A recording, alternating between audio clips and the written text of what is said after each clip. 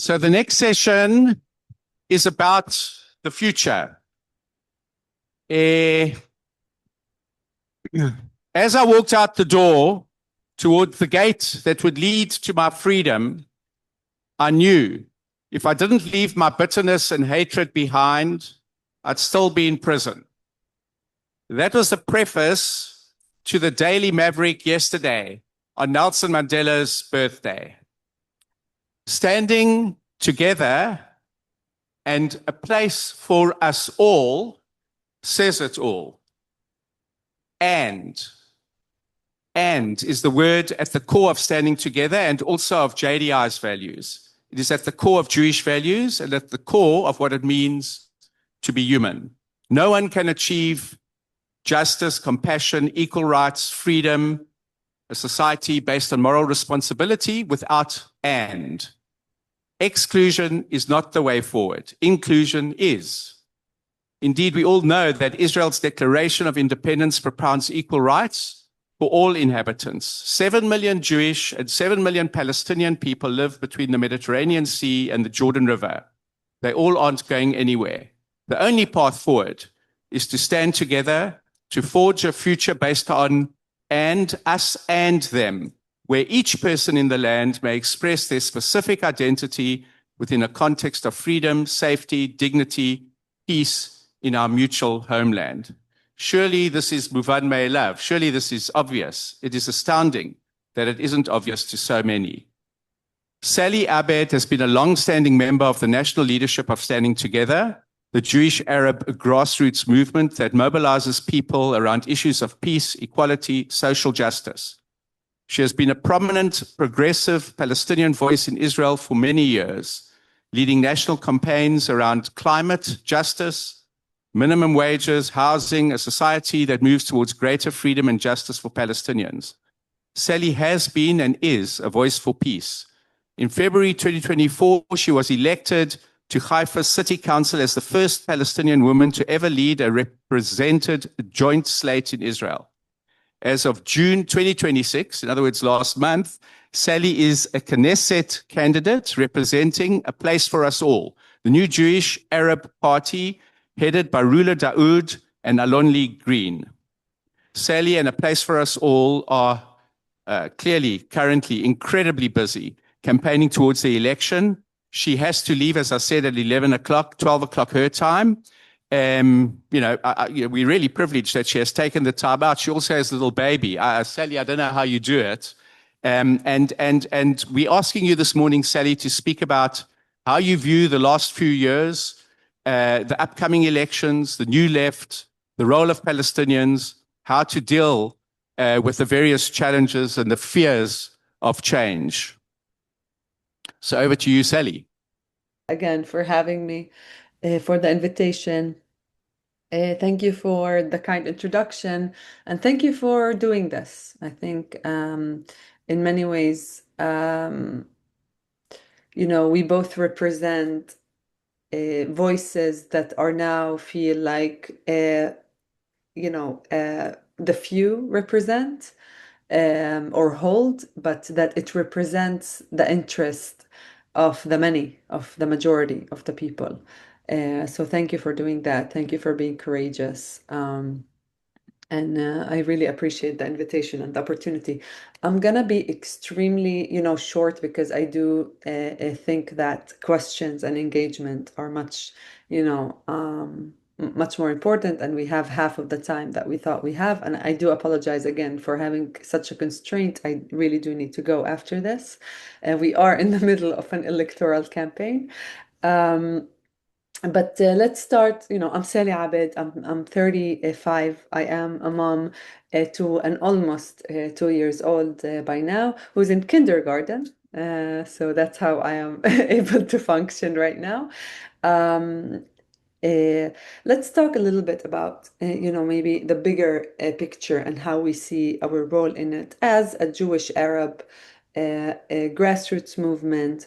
But really is much more than standing together and much more than the grassroots movement that we have been building for 10 years. It's about the political current that we have been building for 10 years that has translated also to many other institutions such as Rosa Media, which is an independent journalistic platform, media platform, to our network of the Purple Houses, which are, community centers, to the new youth movement that we have built.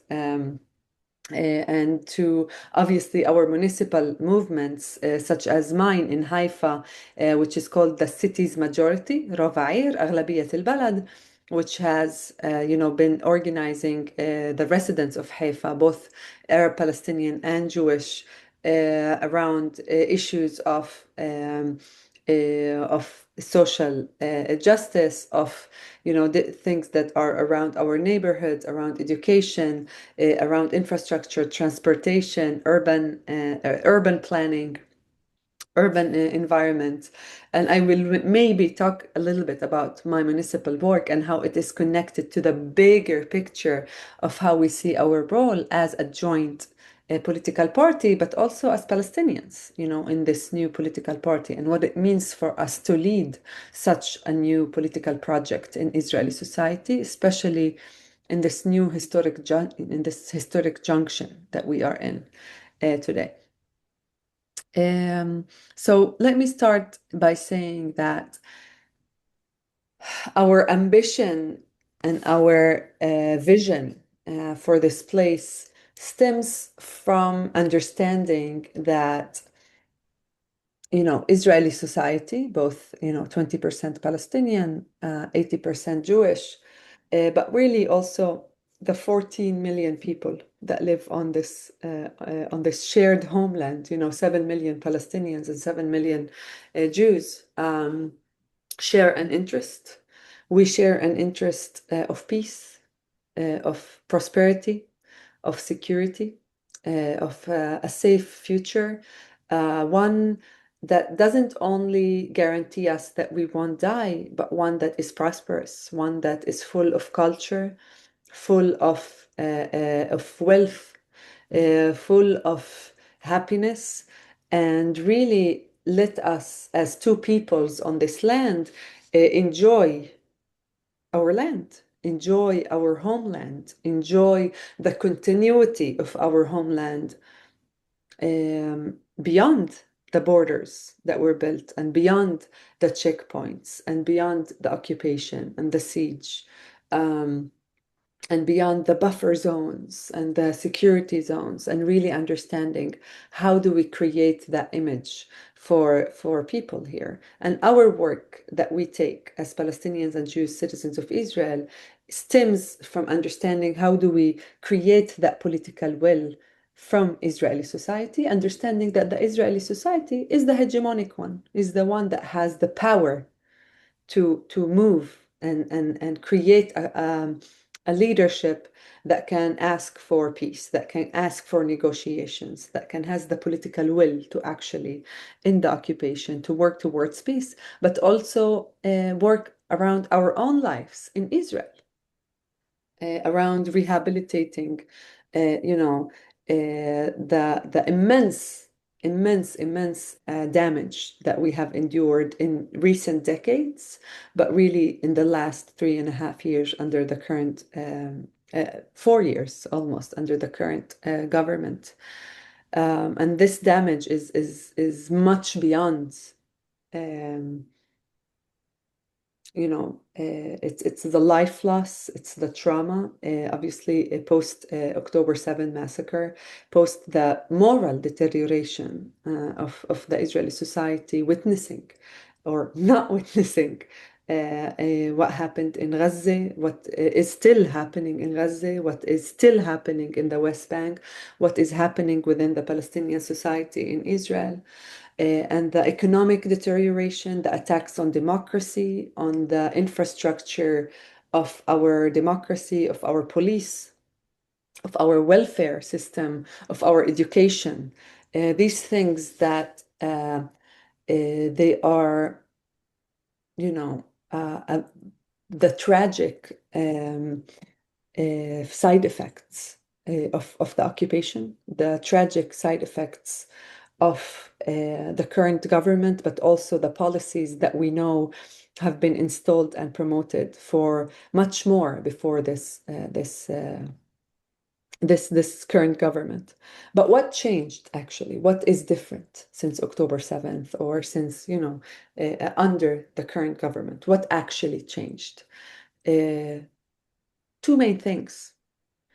The first thing is really October 7th. I think in many ways, for the last 30 years, post-Oslo Accords, where, the paradigm or the era of peace, unilateral, but peace, the Oslo Accords were really a strong peace movement present in Israeli society of, okay, we are going to end this. And obviously post the assassination of Yitzhak Rabin, we moved into a paradigm, an era of managing the conflict. There is no partner. We can't do peace with Palestinians, so we need to manage them. We need to get the siege to be much, much, much tighter. We need to build longer walls, higher walls, and much, much deeper underground borders. We need to get the calorie intake of Palestinians really, really measured and limited. Obviously, in the West Bank, the military control has gotten, into a new, unprecedented ways and increasingly bad in the last 30 years, and especially under the current government, the settlement project, of course, and within the Israeli society, we also see a crackdown um, on how the managing the conflict was. There's no partner. That was the new paradigm. Post October 7th, that paradigm has shattered completely. Completely. The Israeli public today knows that you can't manage Palestinians. Even if you manage Palestinians, they are going to come in, break in with the most highest levels of security. They're going to come in and they're going to massacre and they're going to kill. And that's obviously the mentality. Of course, I'm describing the mentality right now. And navigating an extremely traumatized society that has also experienced, systemic normalization of dehumanizing Palestinians. And we saw that, over and over and over again throughout the decades. And we saw that in the last 4 years, unfortunately. And they know that there's no longer, you can't manage the conflict. And we are in this new paradigm. If we look, obviously paradigm shifts are not something that you can notice right away, especially when you are in the middle of it. And I do believe that we are in the middle of it. But if we look retroactively 10 years from now, we will see this shift in Israeli public and how we view the shift. And unfortunately, no one is in the new paradigm within the opposition camp, within the liberal camp, within the left. No one is in the new camp. The people are demanding to go back to October 6th. They are demanding an investigation to what happened on October 7th. They are demanding to create better protocols for the IDF, and to actually, some of them are actually trying to challenge the right on how to occupy, better land or better better zones in Lebanon, for example, or in Syria. And no one is really providing a competitive idea to the new paradigm. Who's in the new paradigm? Who are the people who are already leading, the new paradigm, who are already leading the new need for Israeli public? The fascist right. The fascist right today, led by Smotrich, ideologically by Smotrich, you can say politically and policy-wise by Ben Gvir. They are leading the new paradigm, the one that says there's no managing. It's either us or them. And we need to ethnically cleanse them. We need to have either forced migration We need to offer them migration first, and then if they don't want it, we are going to force them to migrate. We need to get as many Palestinians as possible out of Gaza, out of the West Bank, and we need to annex everything, apartheid, full on apartheid. And that's their vision. It has been their vision for many years, and they understand now, post October 7th, that this is the time to lead it, because the Israeli public, post-traumatic from October 7th, is looking for an answer. And we, as a political movement, as a political current, and now as a political party, led by Palestinians and Jews, led by the idea, the assumption that the Israeli society needs a new political hero, one that understands that only together, depicting a new majority in Israeli society, one that understands that a peace movement cannot only led by Israeli Jews who come in solidarity or a little bit of shame, but rather by a place, a letter, a love letter to the people of this land, a love letter to the homeland, to the shared homeland, a love letter to their own people, and not only out of solidarity to Palestinians, but as partners to Palestinians. And for us, Palestinian citizens of Israel, we come to this, being part of this new political hero of the Israeli society that understands that we are not here only to be saved. I don't want to be saved. I insist on taking responsibility and leading the interests of the Israeli people, of the Israeli society. I do that as a Palestinian, but I do that as well as a mother who lives in Israeli society, in an Israeli city, who understands that our lives are intertwined, that our lives and interests are much beyond identity and much beyond solidarity, and really understanding how do we build a people's politics?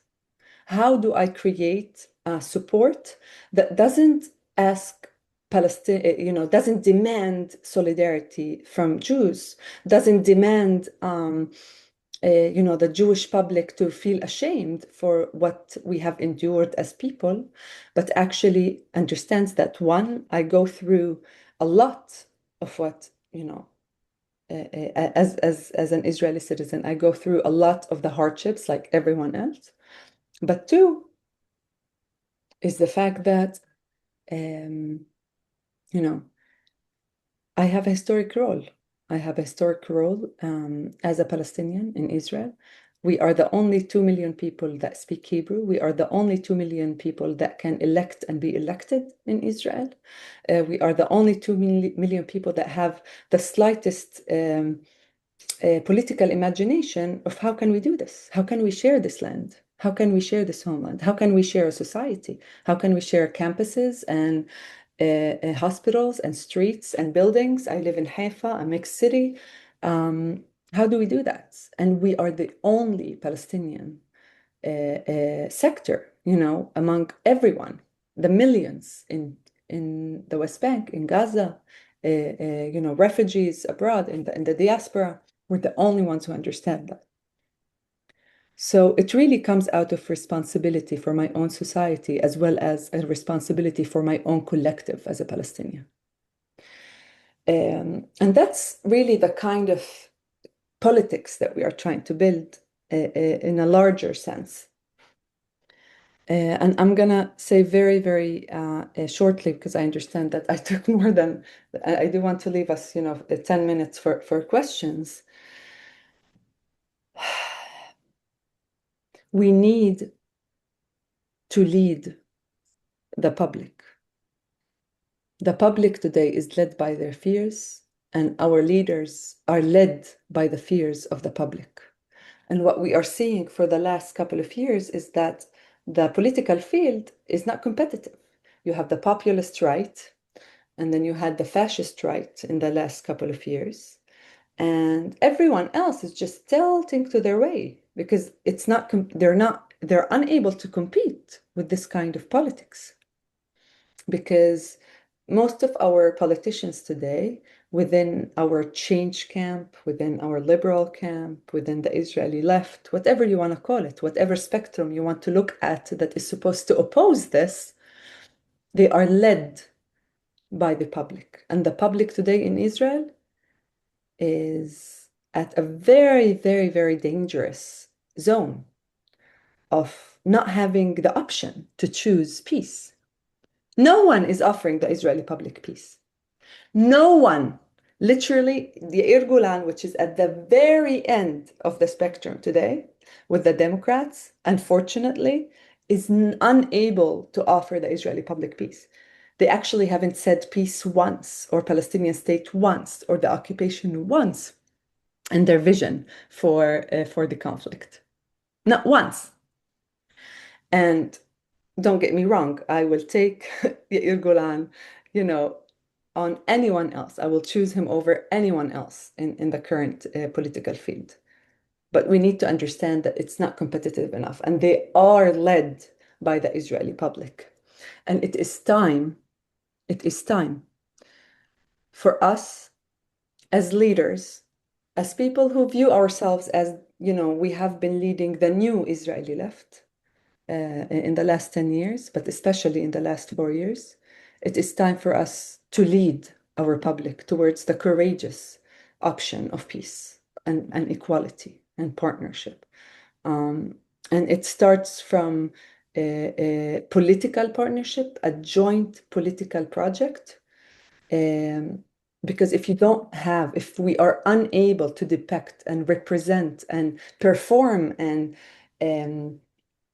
really execute a political project that is actually shared, that is actually joint, and not with certain representations here and there, then we will never, ever be able to provide a competitive enough vision to the Israeli public around the idea of peace, around the idea of equality, around the idea of a prosperous shared homeland for us all. And this is what we are trying to do. We are trying to do that through our municipal parties, municipal movements, through our grassroots movement that's standing together, and through the new launched political party, A Place for Us All. I do need to say that the new party is actually completely, while extremely affiliated ideologically with Standing Together, we have separated it completely. It is led by a lot of the movement of Standing Together, but it is also a separate project, and it needs to be that way because grassroots movements are extremely important. They need to stay in the ground, on the ground, organizing people from various bases and various parties, and it's important that it stays that way. So I'm going to stop here because I spoke too much already, and I would love to hear some questions. Sally, you certainly didn't speak too much. It's emotional listening to you. It's very moving, very inspiring. We can't imagine the trauma, the grief, the suffering that all of you over there have been going through over the last period of time, and that you have the courage, the vision, the imagination, the hope to put something together and to take a leadership role. It's incredibly important and it's very inspiring. And thank you very much. It's incredibly important for all of us here in this room, and also certainly amongst Jewish communities in the diaspora, and I'm sure for Palestinian communities as well. So thank you very much.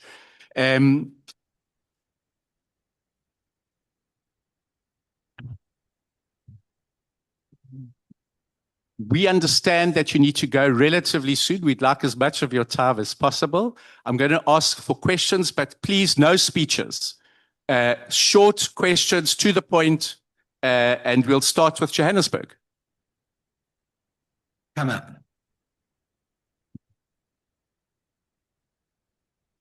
Okay, we have one here.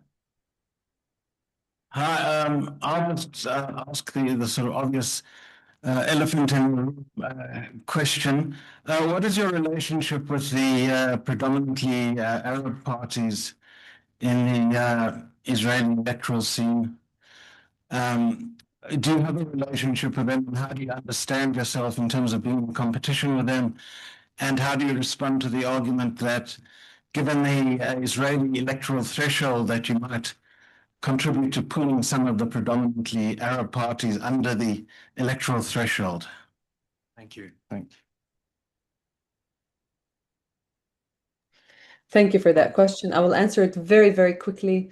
We are, in as good relationship as it could be. Obviously, it is competitive. Obviously, and it is an older institution. They are older institutions.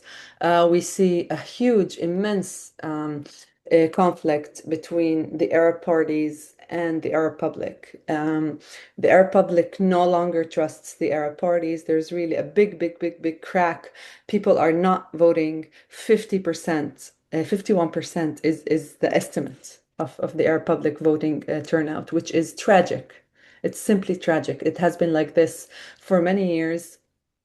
I can go more into why we think we need to replace it. I think I can go more into why we need to renew it, and we need new voices. We need to renovate and update and really be with our public the way that it is today. With that being said, we also have appreciation for these people. They really have made the way for us in many ways that we didn't, even before we existed and even before we were born.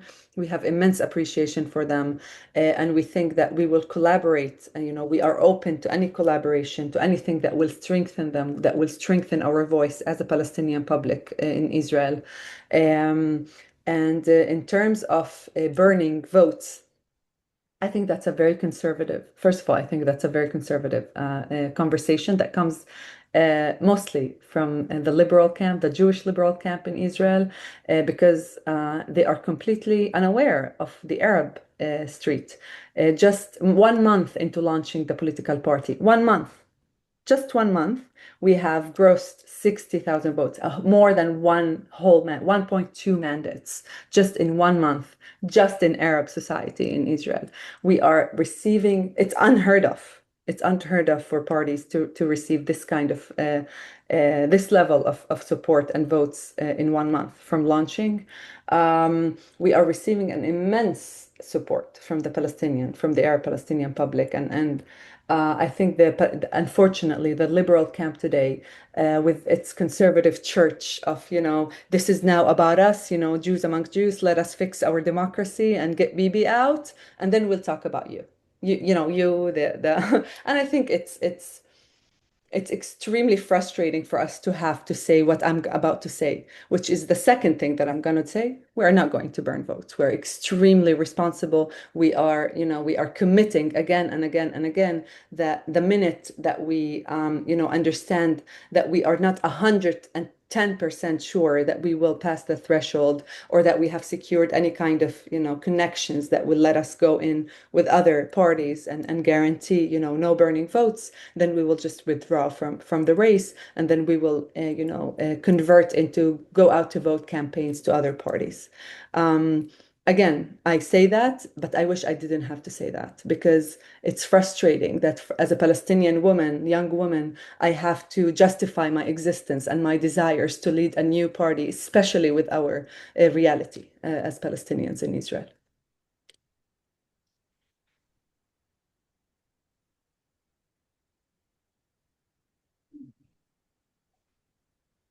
Yeah, a brief question, please, Anthony. My driver is like 5 minutes late, so we might have like 5 more minutes. I just need to go somewhere else, so we might have 5 more minutes. Anthony, you've got one question, and if you...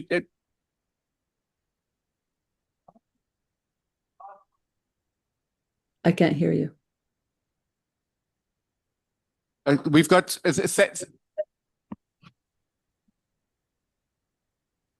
Sorry, we didn't hear your question number 2, Anthony. The mic is on. The mic What is is your not question on. number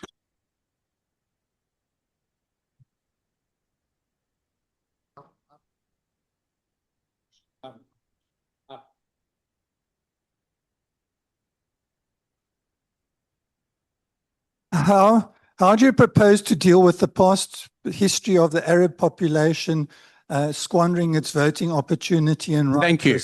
Right, so we've got the question about Iran and About what? the Arab population not voting in the past. Mm.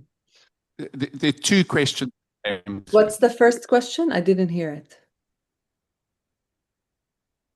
Question was, how do you see the threat of Iran? Okay. It's a real threat. It is a real threat. We know that it is something not to, not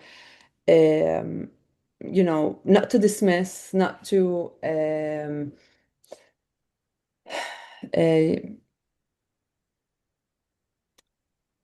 I think the problem, first of all, the problem with dealing with questions like Iran is, understanding what is actually, what is actually the motives and the goals of our current governments. Do they actually want to overthrow the current regime, or do they want why do they want that? Are they trying to liberate the Iranian people? Or what are their motives? And I think that should be a question that, when we talk about Iran, and when we talk about the different, extremist regimes around us in the region that are a real threat to, by the way, first and foremost for their own citizens and for their own people, and then to Israelis, and then to, anyone else in the world that feels threatened by them. But we really need to take that into the context of what are the powers right now trying to take it down, and why are they trying to take it down? And did the 2 rounds of war that were out of hell? My daughter is less than 2 years old. She's been through 4 wars, 4 rounds of wars. That is, and I ask myself, not even as a politician, as what did we get out of this, other than, a much more expensive lives, much less secure ones? We are scarred. We are, doing much worse as a society, as people, as an economy. The people died everywhere. People are suffering. And I ask myself, are those regimes led by Donald Trump and by Benjamin Netanyahu are the ones who are going to liberate the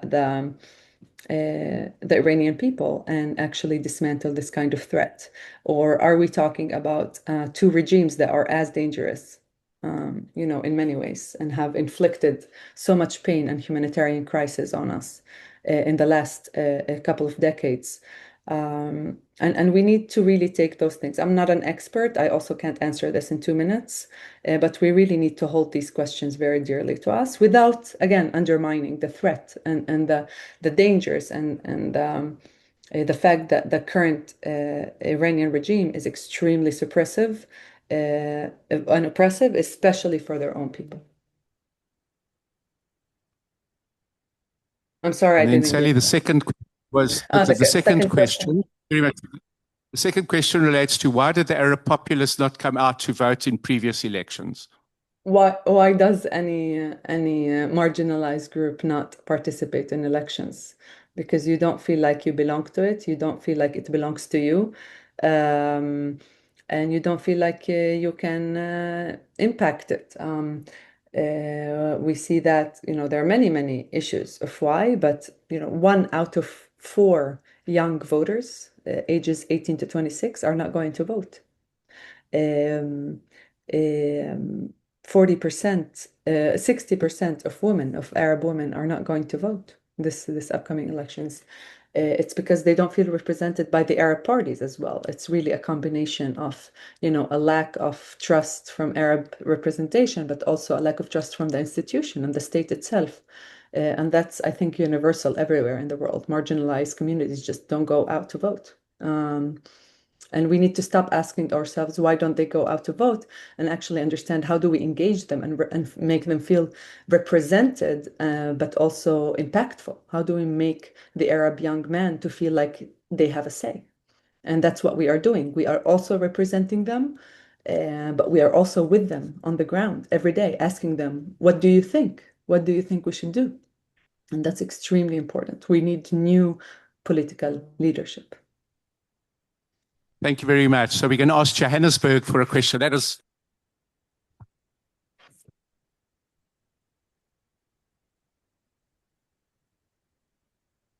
Thanks very There we much. are. Thank Go you ahead. for Hello, hello. Just out of curiosity, do you have you received the funding to campaign? And if not, have you considered turning to very pro-Palestinian Jewish organizations? Thank you for that very, very good question. I don't know. We have not received all the funding that we need to go all the way through. It's very hard to get funding for Israeli political parties. Because we're not allowed to get it from organizations, from entities. We're also not only from individuals, and we're not allowed to get it from anyone other than people who hold Israeli citizenship. So even if you reside abroad, you have to have Israeli citizenship to support a political party in Israel. So we are working on that. If we actually have a webinar today, I didn't, maybe if that's okay, we have a webinar today at 6 p.m. our time, which I think is 5 p.m. your time. And it's going to be, we're going to, you can hear from our other candidates, from our co-chairs. Natalie Portman, the actress, is going to be introducing us. She's really supportive and endorsing us. So you're welcome to come, hear more, and maybe even hear about what you can do to help. Even if you're not an Israeli citizen, there are ways to help. Not financially, unfortunately, but there are ways to help. So you're welcome to come at 5 p.m. Thank you, Sally. We have a question from Cape Town. Thanks very much for your work. It's a question about political imagination and the extent to which the party is able to understand in the current conditions to think about forms of state structure beyond ethno-nationalism, beyond the Zionist so-called vision. Where do you see that going? What are the possibilities of that, also given the illegitimacy crisis of the Knesset? Thanks. Oof, what a question that I don't have time for.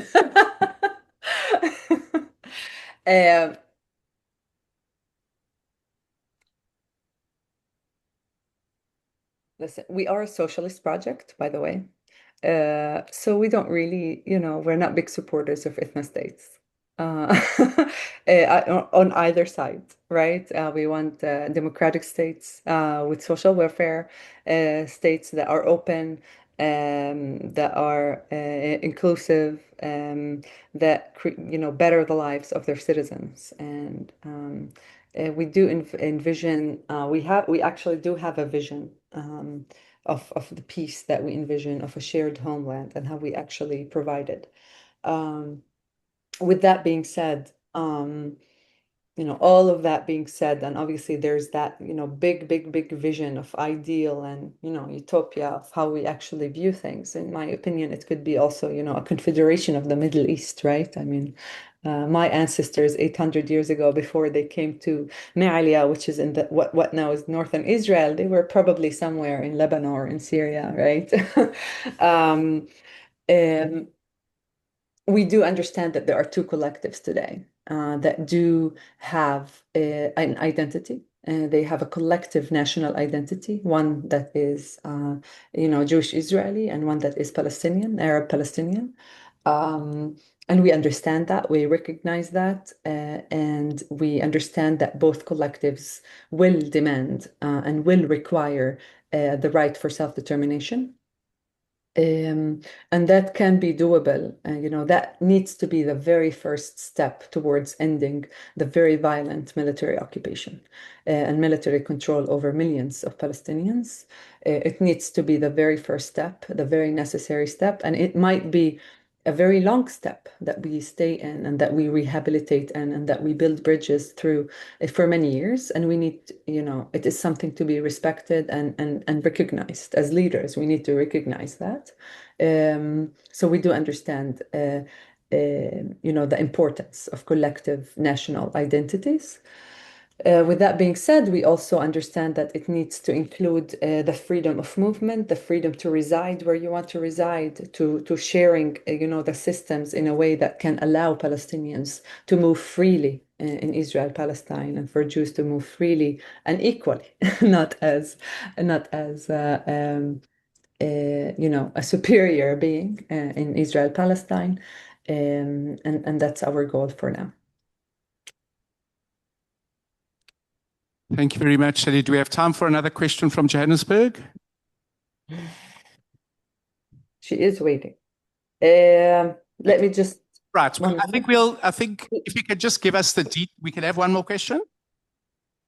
Let's hear it, and I'm gonna just tell her to. A question in Johannesburg? Okay. Thank you. I just want to know, Jewish partners accept the right of return for Palestinians? If what? If Jewish what? Jewish partners accept the right of return. Jewish pardon? What's the second word? Jewish what? Partners. Partners. Jewish partners accept the right of return for Palestinian? I wish that our limitations were defined by what my Jewish partners want and don't want. My Jewish partners are great. I think the right of return. It's a very big question. It's a very important question for us as Palestinians. I think understanding what happened, the ethnic cleansing of Palestinians in 48, but not only in 48. We are talking about displaced Palestinians. We are still talking about an active ethnic cleansing, in West Bank that is happening right now. What about them? What about the communities that are being displaced right now in Israel? The Bedouin communities in the south. What about them? Are they going to go back at some point? And obviously in Gaza, the people that have been displaced, when are they going to come back? How are they going to come back?